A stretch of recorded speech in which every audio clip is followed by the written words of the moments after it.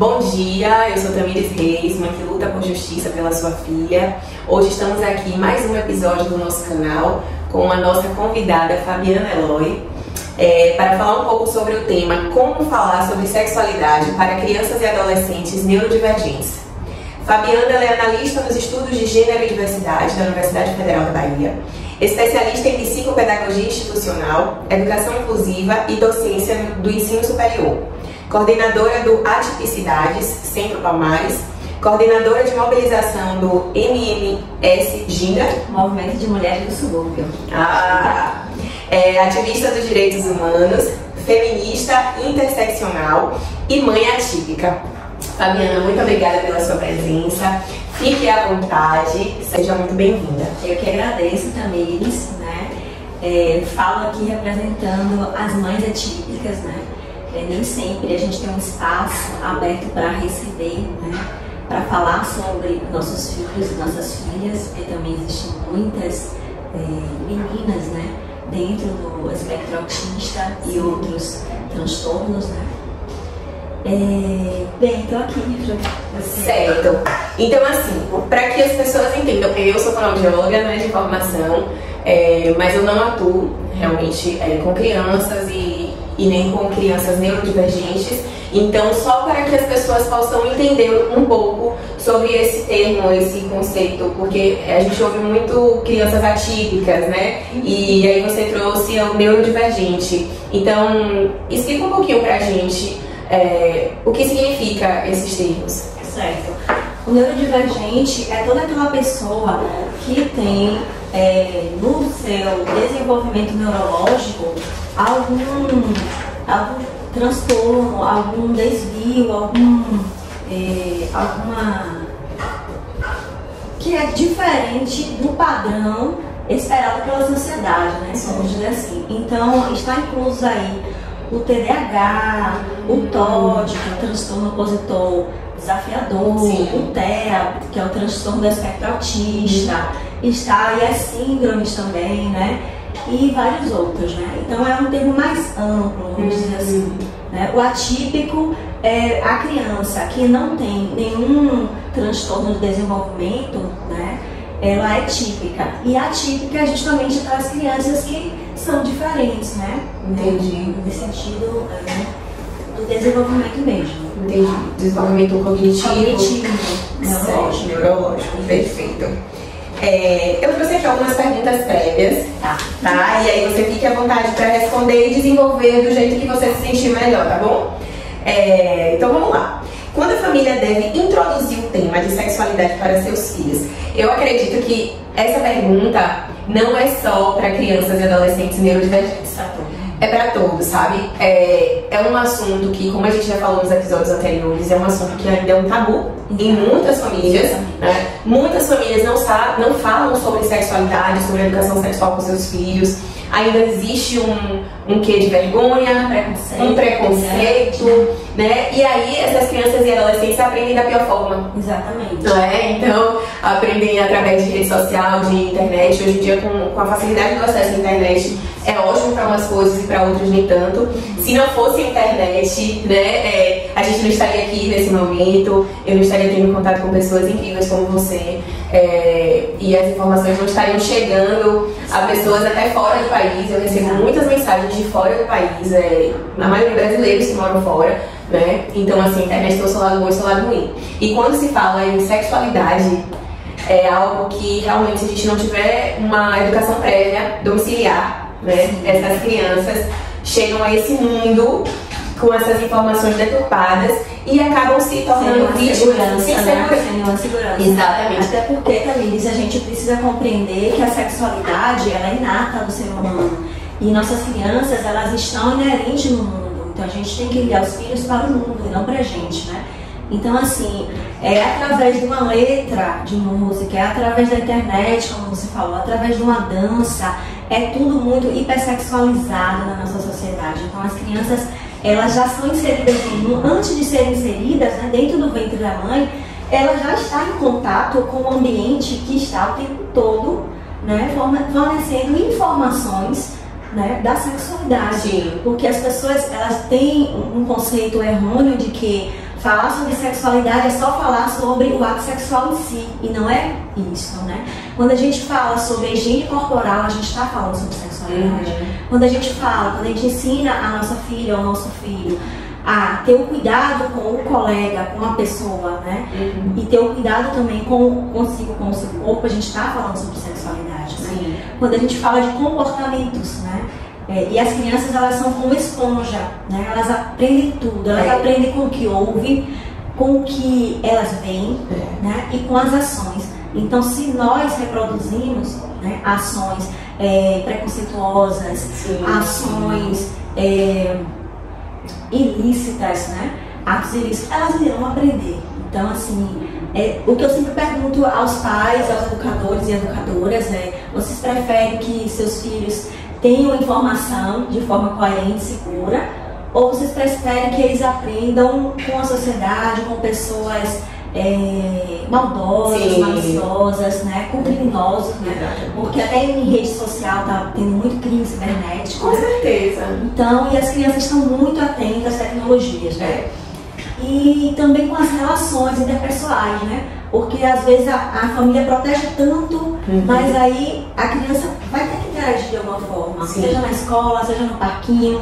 E nessas interações também vem o aprendizado, porque são famílias diferentes, pessoas diversas, né? Sim. E tem esse aprendizado. Então, assim, eu sempre falo que a melhor maneira de falar é agindo naturalmente, né? E todo mundo que é pai, que é mãe, que é um pai, uma mãe, uma cuidadora, observadora, ela sabe o momento exato de falar. A criança, ela dá indícios. Quem nunca, um filho perguntou, mãe, o que significa tal coisa? Né? Quando a gente falar, né? Então, a primeira dica é sempre perguntar onde você ouviu, né? Aquilo que a criança está trazendo, onde foi e quem foi que falou. Perfeito, olha a dica, gente. Porque, assim, onde foi, porque você pode mapear o local, né? Você pode ir até o local, as pessoas que convivem naquele local, para saber quais as informações que estão chegando para o seu filho, para a sua filha, né? Importante falar a verdade, porque a criança, ela percebe quando você está mentindo, né? De forma lúdica, né? Aí você tem que ver o grau de maturidade da sua criança. Porque tem crianças, aí eu entro no aspecto do autismo, né? Os autistas, eles aprendem muito mais através das imagens, do lúdico, né? Para quem não conhece o transtorno do espectro autista, há 3 dificuldades, né? A dificuldade de comunicação, a dificuldade de interação social e também comportamental. Muitos movimentos repetitivos, que a gente chama de estereotipias, né? Uma linguagem extremamente literal, porque eles são muito literais, então eles estão muito mais suscetíveis a diversos tipos de violência. Toda criança é vulnerável, mas a criança com deficiência, aí eu estou falando do autismo, mas com qualquer outro tipo de deficiência, ela está muito mais vulnerável ao abuso sexual, né? E qualquer outro tipo de violência. Então, nós temos aí o semáforo, não sei se você já viu o semáforo do alerta, que é um desenho, né, do corpo de uma criança, né, de uma bonequinha. Você pode pegar uma bonequinha ou um bonequinho, e aí o sinal vermelho são as partes que não devem ser tocadas, aí você bota as bolinhas nas partes, tá, do desenho, onde não pode ser tocado. O amarelo é que tem atenção, né, por exemplo, um adulto vai tocar na barriguinha, no umbigo, é um sinal de atenção, né?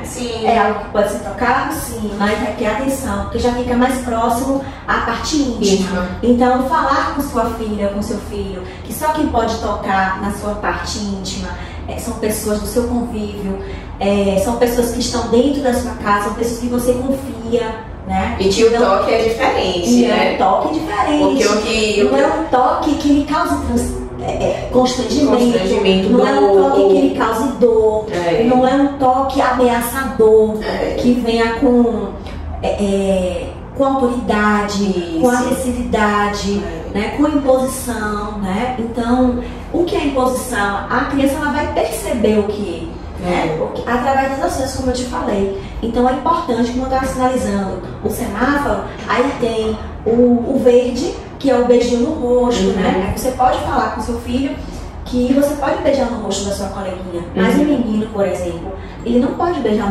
na boca de uma coleguinha. Né? Então, isso para o autismo entender é muito mais difícil do que uma criança que não tem TEA. Entendi. Então, a gente precisa estar sempre falando com ele, né? De forma que ele compreenda, utilizando muitas vezes do lúdico, né? É um personagem que ele gosta, e aí é mostrar que existe fases da vida, que criança não namora, é importante você levantar esse tema que criança não namora, porque a mídia está aí o tempo todo fazendo com que as crianças se vistam de forma adultizada, né? Principalmente as meninas. As músicas estão aí escancarando o sexo, né? Esse final de semana uma prima falou, isso se chama proibidão. Aí eu falei, certo, mas é proibido onde? E pra quem? Porque todo mundo é acessível. E assim, você chega num local onde tá tendo uma festa, uma reunião, aí passa um som, um paredão, não sei o quê. E com essas músicas que chamam de proibidão, mas é proibido pra quem, onde, em que lugar, quem proibiu? Porque tá aí pra todo mundo ouvir, e criança, adulto, adolescente vulnerável, é muito complicado. E você falando dessa questão, me trouxe uma alerta de duas questões. Em relação a... É uma linha tão tênue assim, Fabiana, de a gente explicar essa região aqui, pessoas confiáveis, que pode tocar, que não pode, porque assim, eu não posso dizer dados meus, mas das centenas de mulheres que me procuraram após o meu vídeo falando sobre abuso sexual, o algoz foi o genitor, sabe? Então assim, e a maioria também ainda estava casada com essa pessoa, né? Com esse homem. Então assim, a gente dizer, estavam separados e aí aconteceu, não, estavam casadas e aí o pai abusou do filho. Então assim, como explicar para uma criança, porque é o pai, é uma pessoa que ela confia, é uma pessoa que é normal dar banho, que é normal trocar uma fralda, que é normal limpar as partes íntimas. Então, como explicar isso para uma criança é muito difícil, sabe? É algo assim que realmente precisam ser feitos estudos, orientar mesmo os profissionais, os pais, as mães, as crianças cada vez mais. É um assunto, um tema que não pode ser um tabu. Né? Talvez, aí você, desculpa interromper a fala, mas talvez o fato de justamente a gente não falar sobre o assunto, a criança pega de surpresa. Exato. Né? E ela não sabe como reagir. Exato. Um adulto não sabe. Né? Quando uma mulher sofre um abuso, muitas vezes eu, feminista, já me peguei em situações que eu não soube falar, não tive voz para falar. Te paralisou. Exatamente. Então eu sempre digo assim, em algum momento da vida, a gente nasceu mulher, em algum momento da vida, todas as mulheres, eu digo assim, eu acho que não precisa nem de estudo. Eu acho que todas as mulheres, em algum momento da vida, vai sofrer ou já sofreu violência. Já sofreu. Seja assédio, não só assédio sexual, mas assédio no trabalho, né? Então é uma situação muito complicada. E como eu estava falando da música, existem leis que proíbem, né? Mas quem fiscaliza? Não existe fiscalização. Né? É complicado, gente. Então, voltando à questão do autismo, como o autista ele tem uma rigidez cognitiva, então ele é muito de rotina, a previsibilidade pra gente é fundamental. Então você que é mãe, o pai ou parente de autista, é importante que não espere acontecer para avisar. Então você sabe que a criança, ela, num determinado momento da vida, a menina ela vai ter a menarca, né, a primeira menstruação. O menino vai ter a primeira ejaculação, né? Então é necessário, é urgente avisar, e avisando aos poucos. Vai mostrando, quando você for no banheiro, você que é mãe, que você tiver com o seu absorvente, se você tiver menstruado, vai informando, porque a gente tem uma concepção errada de que o autista, ele está no mundinho dele. Mas na verdade todo autista está no nosso mundo, não existe mundinho dele. Tem umas estereotipias que só dificultam pra gente a questão de como dialogar com o autista em qualquer fase da vida. Então é a questão do anjo azul, Gente, não existe isso de anjo azul. Isso é romantizar algo que é sério, né? Algo que precisa ser conscientizado. Quando você romantiza, quando você fala o anjo azul, algumas mães ainda não percebem que o autista ele vai crescer e ele vai passar por todas as fases de desenvolvimento. E ele precisa ser orientado como qualquer criança. Ele está no mundo, ele está ouvindo, ele está observando, ele está aprendendo. Não é porque às vezes ele está com um olhar perdido que ele não está te ouvindo. Ele está te ouvindo, ele está te observando. Falando sobre essa questão da sexualidade, da hipersexualidade, você estava explicando, né, que não existe isso, né, de hipersexualidade ou de assexualidade em crianças, adolescentes, né, no caso, neurodivergentes, atípicos ou com algum tipo de deficiência. E aí vem uma outra pergunta. O que fazer quando um adolescente autista estiver manipulando sua parte íntima em público? Primeiramente, retirar ele do local público, né? Sim. Né? E levar ele para um local mais privado. Informar ele. Né? Nunca falar de forma que não pode, né? Mais rígida, repreendendo repreendendo. ele, né? E sim informando o mesmo. Porque esse adolescente, com certeza, ele nunca foi orientado na infância com relação às normas e às regras sociais de comportamento, né? Porque o autista, ele tem dificuldades, né, de socialização, seguir regras, ele tem dificuldade de percepção em condutas sociais, né? Eles não fazem a leitura gestual que a gente faz, eles não têm a malícia, eles agem de forma literal, eles compreendem muito no âmbito da literalidade. E a repetição no autista é muito importante, né, para que ele compreenda. Então, se aquela mãe chegar para ele desde pequeno e sinalizar: olha, meu filho, você não pode tirar roupa em público, né? A roupa só pode ser tirada dentro do banheiro, dentro do seu quarto, dentro de casa. Ninguém pode ver sua parte íntima. Sim. Você não pode manipular o seu pipi, né? O adjetivo que a mãe quiser dar, né?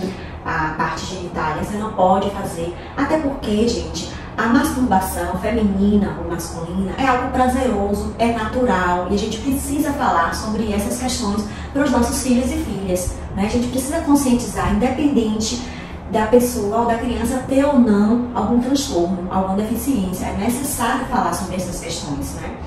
E assim como o transtorno do espectro autista, as nuances da sexualidade, a performance, as expressões de sexualidade do TEA será diferente, porque somos indivíduos singulares, ninguém igual a ninguém. Então cada um vai demonstrar de uma forma. Vai ter aqueles que vai querer beijar a coleguinha na boca porque viu outra pessoa beijando e acha que é natural, ele vai querer beijar. Ele está sentindo aquele sentimento, ele não sabe expressar, ele vai querer abraçar, ele vai querer pegar no peito. Se ele vê em casa o pai, né, pegando no seio da mãe, né, e torna aquilo uma rotina, e torna aquilo naturalizado, para ele vai poder fazer em qualquer lugar. Ele vai reproduzir. Ele vai reproduzir. Qualquer criança reproduz, mas o autista, ele vai reproduzir mais porque ele não tem essa noção, né?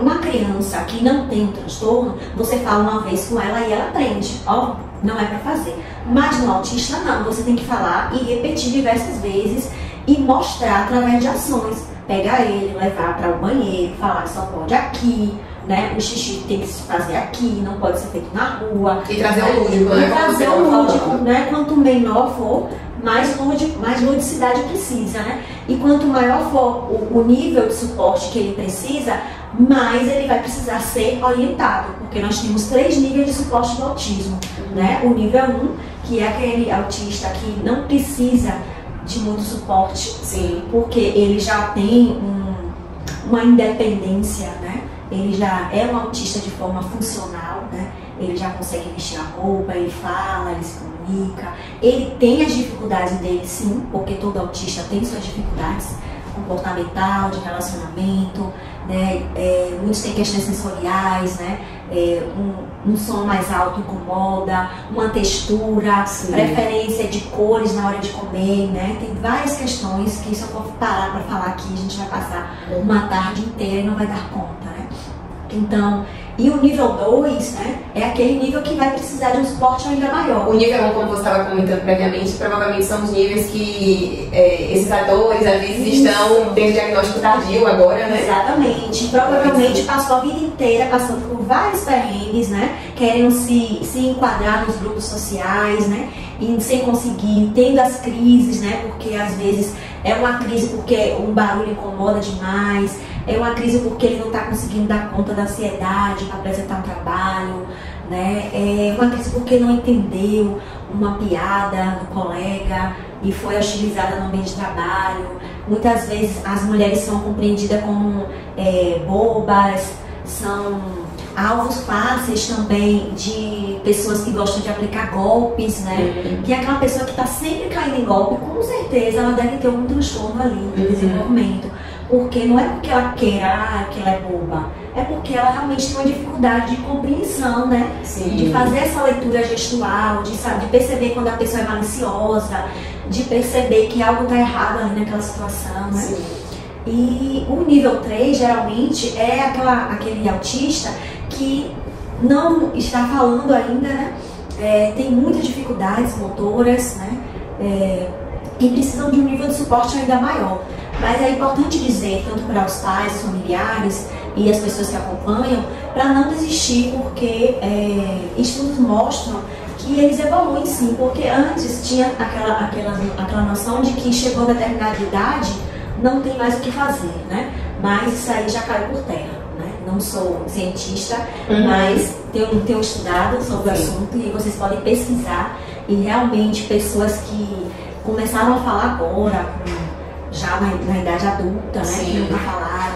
E a musicoterapia também, gente, é algo assim incrível, que eles aprendem muito com a música, com as artes em geral, com o lúdico, eles aprendem bastante, né? Então é algo assim que precisa ser estimulado mesmo. Então é possível um autismo nível 3 regredir, não, no caso aí é uma progressão, né? Ir para o nível 2, né? É uma melhora. Sim, se ele tiver muito suporte, muita terapia, muito apoio. Sim, assim como o contrário também pode acontecer, né? Que a gente vê assim, infelizmente, nós estamos desamparadas, né? Tanto pelo governo do estado quanto na prefeitura. É isso que eu ia te perguntar, como é que tá essa rede de apoio, esse suporte? Então, muitos níveis de suporte, né? Vamos dizer assim, pode regredir, né? E nível de suporte 2 pode vir a passar a ser 3, né?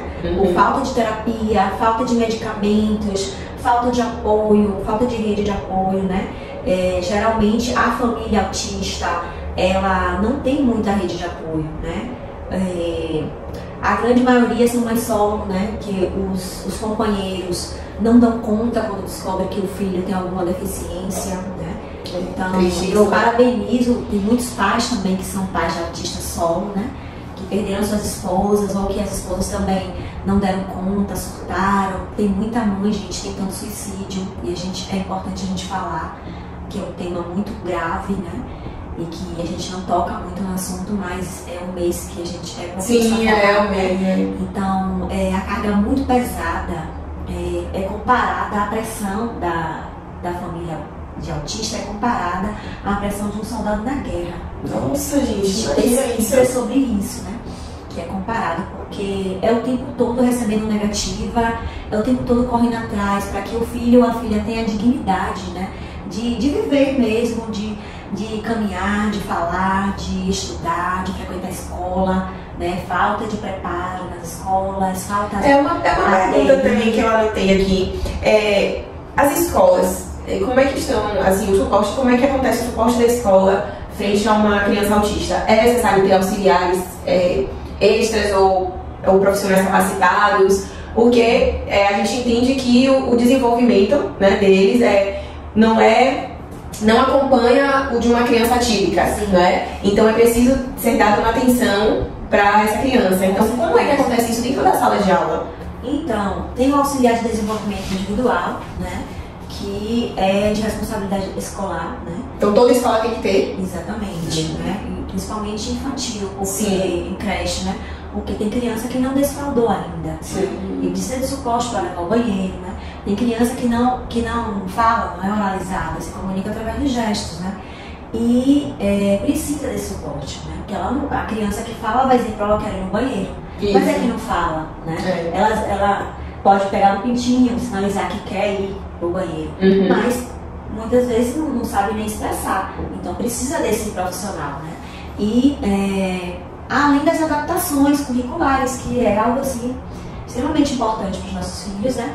O PEI, que é o Plano Educacional Individualizado, que é para todas as crianças, não só para as crianças com deficiência, mas que para nós, famílias atípicas, é de fundamental importância que tenha, né? Porque muitas vezes a gente fica pedindo e quando vai receber já no final do ano, né? Então assim... Como é o nome? Programa? Plano Educacional Individualizado, PEI. É algo que a escola fornece? Exatamente. Ele pode ser feito tanto escola, família e clínica, se a criança for acompanhada por alguma clínica de terapêutica.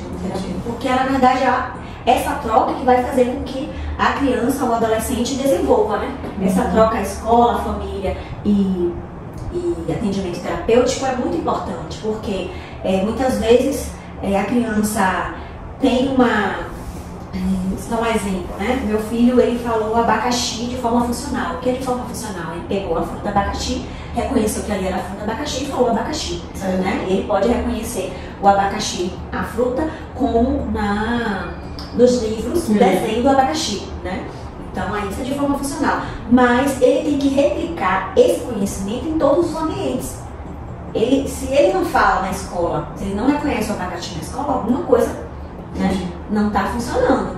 Então, é necessário que a clínica informe para a escola quais são os materiais didáticos, qual a forma melhor de aprendizado daquela criança, porque é uma criança atípica, ou seja, uma criança que não compreende da mesma forma que uma outra criança que não tem o transtorno, né? Então, essa troca é muito importante. Então, no PEI, vai ter lá todos os instrumentos, né? O que é que a criança já faz, o que é que ela ainda precisa mudar, se reconhece cores, se não reconhece, né? Vários tópicos e que vai ser preenchido tanto pela profissional de educação, quanto pela profissional de lá da clínica, quanto pela família, entendeu?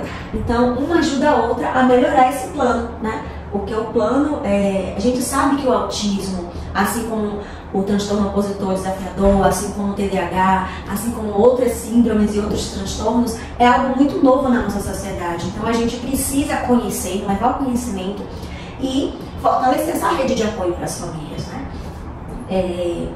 Então, nem a escola, nem a sociedade está, como eu posso dizer, preparadas para receber um aluno com autismo. Então, quanto mais apoio essa escola tiver, melhor vai ser o desenvolvimento da criança. E aí, os órgãos públicos também têm a sua responsabilidade nesse sentido, porque precisa fornecer os materiais adaptados, né? Sim. Porque a deficiência, desculpa também, a deficiência física, ela é muito mais palpável. Então, assim, uma estrutura, uma faculdade, vamos dizer, é mais fácil você pegar e colocar uma rampa de acesso, um elevador, né? Uma pessoa deficiente visual, é mais fácil você colocar, né, o intérprete, né, de Libras, os recursos são mais fáceis de adaptar. Agora, a deficiência intelectual é muito mais complexa. Então, precisa ter esse profissional que a gente chama de assistente terapêutico dentro também da sala de aula. Então, hoje, o grande entrave são pessoas que estão questionando a terapia ABA. Né? As discussões na rede social hoje justamente sobre as terapias ABA, que é uma terapia interdisciplinar e que os nossos filhos precisam para se desenvolver, precisa para ter uma vida digna, para ter capacidade de ter desenvolvimento, para ter autonomia para fazer, né? Tudo que ele precisa na vida social dele. Outra pergunta, Fábio, que tem aqui é: qual a importância da educação sexual nas escolas? Eu acredito que você pode falar tanto de uma forma geral, né? Quanto também para os autistas. Né? Se existe alguma diferença, de que forma isso é feita, como é que pode ser feito pela escola e também a família, né? Como é que a família vai fazer essa introdução, esse assunto para as crianças? Sim. Eu acho que a educação sexual ela é fundamental, não só nas escolas, mas em todos os ambientes, né? Por exemplo, os profissionais de educação, elas precisam saber, né, sobre os profissionais de saúde, os profissionais, né? Eu acho que é de fundamental importância que a sociedade fale sobre a educação sexual, porque existe um tabu de falar sobre sexualidade, é como se falar de sexualidade resumisse somente o ato sexual em si, e não é isso. A gente pode falar de várias situações aqui. A importância das prevenções a ISTs, né? As infecções sexualmente transmissíveis, né? A importância da prevenção também da gravidez não planejada, não desejada, né? Que acaba sobrecarregando as famílias, em grande maioria as mulheres, as avós, as tias. Que é quem vai olhar a criança. Vai olhar a criança, né? Os abusos sexuais cometidos contra criança e adolescente, né? Então, é uma forma de prevenir também, é uma forma de você orientar o cuidado com o seu corpo, com o seu pessoal e com o corpo da outra pessoa. Então, você ensinar ao menino a cuidar do seu corpo e cuidar do corpo da outra pessoa que você mantém relacionamento é extremamente importante. Com relação à criança ou adolescente autista, a gente precisa ter uma atenção maior, porque eles são muito literais, né? E ele tem uma questão com a quebra de rotina, né? Devido à inflexibilidade cognitiva. Né? Então, é sempre bom usar da previsibilidade com eles. Então, sempre quando você for, vai levar para um médico, para um especialista, avisa antes. Olha, nós vamos hoje para o psiquiatra. Nós vamos falar sobre tal assunto, você está precisando conhecer, né? Então, assim também é com a educação sexual. A gente tem uma mania de infantilizar os autistas, né? Estereotipar, né? Essa coisa de dizer que é anjo azul, eu acho que é muito prejudicial, porque acaba meio que protegendo demais, né? E as famílias acabam que esquecem que os autistas crescem, porque o autismo não é doença, é uma condição, né? E ele se desenvolve normalmente como qualquer outro. Ele vai sentir prazer, ele vai sentir medo, ele vai sentir desejo, vai ter libido, vai querer se relacionar com outra pessoa. Primeiro ele vai se questionar, quem sou eu, né? Vai querer se identificar com um grupo. E aí já tem a questão do preconceito, porque eles são muito estigmatizados, né? E normalmente um autista ele se relaciona muito melhor com uma outra pessoa que tem a deficiência. Infelizmente, as crianças elas aprendem também como adulto a reproduzir o preconceito. E a gente precisa falar sobre essas questões, né? Dentro da escola, o autista ele está muito mais suscetível a sofrer bullying, né? A sofrer assédio, né? Todo tipo de assédio. E é importante a gente estar conscientizando tanto os profissionais quanto a família. E aí você falou algo interessante, que eles estão mais suscetíveis a sofrer um assédio, a sofrer algum tipo de abuso. Isso tem a ver com o que a gente ouve muito, eles são hipersexualizados, ou o oposto, né, ou assexualizado. A gente estava conversando previamente, você explicou a questão do uso de medicamentos, né? Então você poderia falar um pouquinho mais se isso é verdade, se isso é mito, existe essa hipersexualização? Não existe essa hipersexualização. O que existe é o fato do autista ele não seguir regras sociais, né? Ele não ter essa compreensão, né, das regras sociais. Ele pode de repente ter um comportamento fora do comum, né? Um comportamento de se masturbar em público, né? Um comportamento de abraçar de forma que não queira mais soltar uma pessoa, gosta muito daquela pessoa e está ali o tempo todo abraçando. Ela não percebe quando a pessoa não está gostando, vamos dizer assim. Ela não percebe que está sendo inconveniente. Ela não percebe a malícia também, quando a outra pessoa quer fazer o mal, ela não percebe, né? É muito mais fácil de ser enganado. Entendi. Então, é importante ter a pista visual, a rotina visual, porque eles aprendem muito através da imagem. Então você pode fazer uma história, né? Pegar o personagem principal, algo que ele goste muito, e contar a história, trazendo o assunto que você quer que ele compreenda. Isso é uma ótima forma de fazer com que ele aprenda, né? Então, por exemplo, com a higiene pessoal, vamos dizer assim, meu filho tem uma dificuldade enorme de escovar os dentes, ele não gosta de escovar os dentes.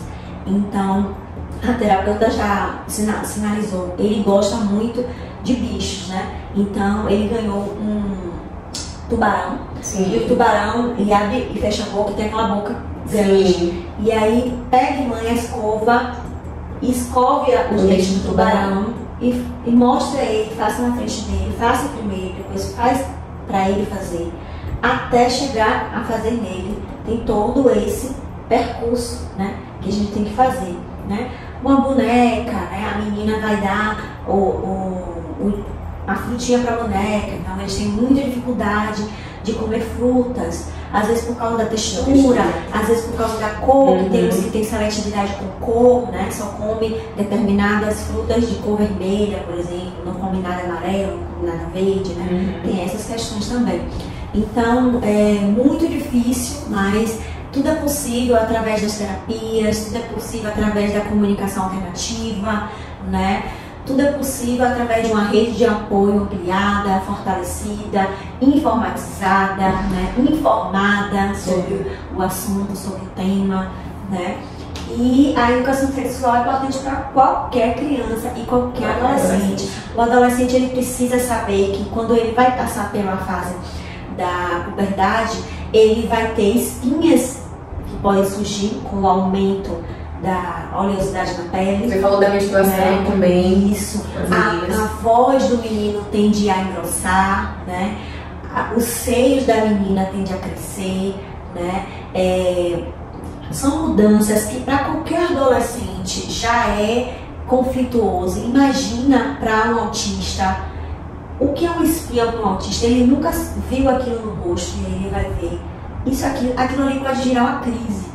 Porque ele não vai saber lidar, ele não vai saber lidar com aquelas emoções que ele está sentindo. De repente ele está gostando de uma colega e ele não sabe expressar o sentimento pela colega, e aquilo pode gerar um conflito, uma crise.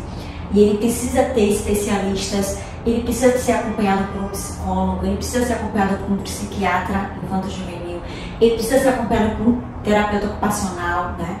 Uma pessoa da área da sexologia, né? Que possa ensinar ele como lidar com essas questões, né, da sexualidade, né? Então, assim, tem várias situações, né? Isso. Tem várias situações, tem situações do mais simples à mais complexa, que a gente passaria horas aqui falando. Sim. Que é uma outra situação, a menina, né, ao menstruar também é uma situação que, por exemplo, se a menina é autista, e a gente sabe que a menstruação ela pode ocorrer entre 9 e 13 anos de idade, por que você vai deixar para falar com ela aos 9 anos de idade? Você tem que falar com ela muito antes. Você tem que ir preparando aquela menina, você tem que ir mostrando a ela quando você estiver no banheiro, você dizer a ela que aquele sangue não machuca, não dói, que é natural, que é porque ela vai mudar, quando ela vai crescer, vai se tornar uma mocinha, ela vai sair da fase da criança e passar para a fase onde o corpo dela vai se preparar para futuramente, se ela quiser ter um filho, né? O corpo dela está se preparando, então o corpo dela vai mudando, os seios vai crescendo, o bumbum vai crescendo, né? Ela vai uma conversa franca, né? A cólica, né? Aquela dorzinha, você não vai utilizar o termo cólica com a criança que não sabe o que é. Uma dor de dor de barriga. Tipo uma dor de barriga. Você pode ter uma dorzinha de cabeça, você pode sentir os enjoos, mas a gente pode levar você para um médico que vai lhe ajudar, né? Existem medicamentos que vai diminuir a dor, não vai sanar, mas vai diminuir aquela dor, aquela sensação de desconforto, né? Então tudo isso precisa ser antecipado. Por quê? Para o autista, tudo tem que ser antecipado, tudo tem que ser prévio. Ninguém, gente, gosta de ser pego de surpresa. É isso que eu ia dizer, né? Não só o autista, mas acho que todas as crianças, né? O adulto não gosta. Vamos supor que você, uma amiga sua, chegue, também embora ali, leva para um lugar e você não sabe nem para onde você está indo. Exatamente. Você vai gostar de chegar num lugar e se é um lugar que você não gosta, Então ele precisa ser informado, né? Até porque ele tem uma questão da rigidez cognitiva e ele segue uma rotina. E quando algo foge daquela rotina, ele pode desencadear uma crise, né? Porque ele está acostumado, por exemplo, ele sai da casa dele e vai para a terapia. Saindo da terapia, eles têm os horários também. Tem muitos que têm um horário cronometrado. Se eu perguntar a hora aí, ele já sabe, né? O tempo mudou, ele já sabe que tá. Ele não sabe dizer que é tarde, mas ele já sabe, já identifica que aquele horário da tarde ele vai estar na escola, não vai estar na terapia. Então é importante você avisar. Se, por exemplo, a clínica entrou em contato, olha, mãe, não vai ter terapia hoje, é importante você avisar ele. Olha, tia fulaninha não vai lhe atender, ela tá dodói, ela não vai hoje. Para que ele não se frustre, porque eles são muito... eles não aceitam frustração, né? É um baixo grau de frustração, né? Pode se desencadear uma crise com a questão da frustração. Ansiedade também, se você fala com muita antecipação também, tem alguns casos que eles ficam muito ansiosos e isso também pode gerar crise, né, de ansiedade. Então tudo tem que ter um tempo certo. Cada mãe percebe quando o filho é ansioso, quando o filho não é, quando o filho tem baixo nível de frustração, né, ou alto nível. Então a gente vai dosando, né, e vai sempre mostrando através da imagem. Olha, hoje a gente vai fazer isso, né? Daqui a pouco a gente vai sair daqui, vai para outro lugar. É sempre assim que a gente está lidando. Então é muita coisa para a cabeça da mãe. Muita coisa mesmo. Realmente não deve ser fácil. A gente também estava discutindo aqui, falando um pouco sobre os termos utilizados, né? Para falar sobre as partes íntimas. Que quando é criança muito pequena, a gente costuma falar pipiu, pintinho, periquita, pepeca, né?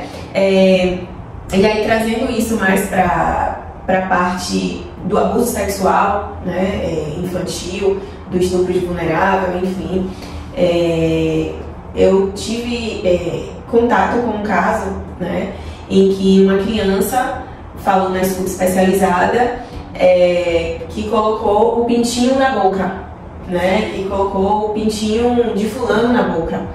E aí o juiz interpretou, não foi aqui na Bahia, não foi aqui em Salvador, tá, gente? E daí o juiz interpretou que o pintinho era o filhote da galinha. Meu Deus. Então, assim, é estarrecedor, né? Até que ponto que a gente deve ou não ensinar os nossos filhos desde pequenos, porque esse caso a criança tinha 3 anos de idade. Imagina. Então, até que ponto a gente precisa ensinar que não é pintinho, é pênis. Né, que não é perereca, pepeca, é vagina, né, é ânus. Então, assim, da mesma forma que, tanto pra mim falar isso é meio constrangedor. Imagine você ensinar isso pro seu filho de 2 anos, de 3 anos, sabe? E de ouvi-lo reproduzir, sabe? Mãe, limpa minha vagina, mãe, limpa meu pênis. Assim, é pesado da gente ouvir, mas ao mesmo tempo é o nome realmente do órgão. Isso. Né? E aí eu fico me questionando nas escolas como é que ensinam, né, essa parte, porque é um órgão que nem o outro, que nem o coração, né, que nem músculo, enfim. E aí como é que fica isso, né? Então, é muito importante isso que você contou, porque assim, o grau de maturação da criança, é importante a gente ver, a linguagem tem que ser adaptada, né? Nível infantil é essa linguagem mesmo do pipi, da pepeca, já tem hoje livros, né, que ilustram, né, mas por conta de uma sociedade que ainda é muito conservadora, a gente está perdendo a oportunidade de adentrar esses assuntos dentro das escolas, né? A realidade eu, especialista na área de gênero, a gente teve problemas sérios com a questão de gênero, porque nem o termo gênero para entrar na escola é difícil, sabe? Porque a gente está numa sociedade, infelizmente, uma sociedade extremamente preconceituosa, né? E que não aceita o diferente, né? E muitas vezes acaba por banalizar a violência, né? E a gente, infelizmente, a gente precisa usar desse artifício, porque, por exemplo, o autista, ele precisa nomear a genitália ele precisa saber todos os apelidos para aquela genitália. Porque não só o autista, mas as crianças em geral, porque elas estão imersas no mundo, gente. Mesmo que vocês em casa não falem, elas vão aprender na rua. Elas vão aprender, sabe onde? Com o aparelho celular, com o desenhozinho. Elas vão aprender com outros coleguinhas na escola, ou numa festinha de aniversário, ou numa revista. Elas vão aprender com as letras de música. As músicas estão aí escandalizando, escancarando sexo explícito. Bota assim, faz assim, faz assado. Então eu sempre pergunto para os pais, para as famílias, para os educadores e educadoras, de que forma vocês querem que as crianças e os adolescentes aprendam de uma forma segura, de uma forma onde a informação seja uma informação precisa, seja uma informação baseada no científico, no real, ou uma informação fantasiosa, preconceituosa, uma informação, na verdade, uma desinformação, né?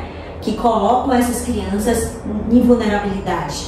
Né? Então, essa é uma pergunta que eu faço e que a gente precisa, como sociedade, dar das respostas, né? Das respostas. É uma linha tênue, né? Assim, falar sobre isso, falar dos termos corretos, porque assim, às vezes o que é correto para um não é correto para outro, né? É complicado, é complexo.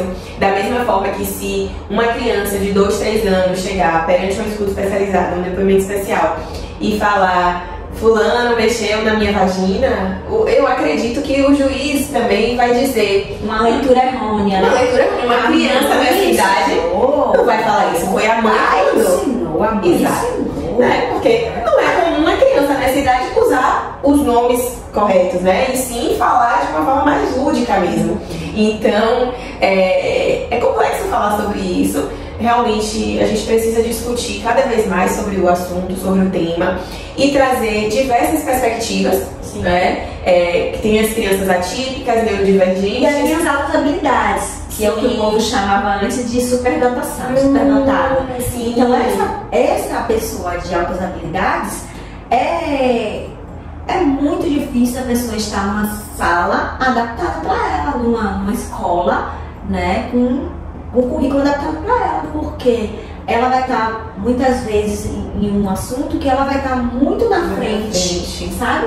E é como você falou, o termo para ela, se ela já tem uma linguagem mais rebuscada, ela vai saber da aula. Oi pessoal, estou passando aqui para gravar o finalzinho desse episódio, que foi justamente a parte do agradecimento que a gente não conseguiu concluir por problemas técnicos. E eu estou passando aqui agora para agradecer a Fabiana Eloy por ter compartilhado um pouco da sua vivência e da sua experiência com crianças e adolescentes neurodivergentes, não só por ela ser mãe atípica, mas também por ela lutar por esta causa, por ela nos trazer informações relevantes a respeito do assunto de abuso sexual e violência sexual também na população autista, né, e de crianças com outras alterações do desenvolvimento cognitivo, comportamental. Foi uma discussão muito rica e a gente espera ter contribuído com vocês. Espero que as mães e pais atípicos tenham se sentido acolhidos e abraçados, porque essa causa é nossa, tá? Então, estou passando aqui só para finalizar, né, o nosso vídeo e o nosso episódio de hoje, tá? Até a próxima!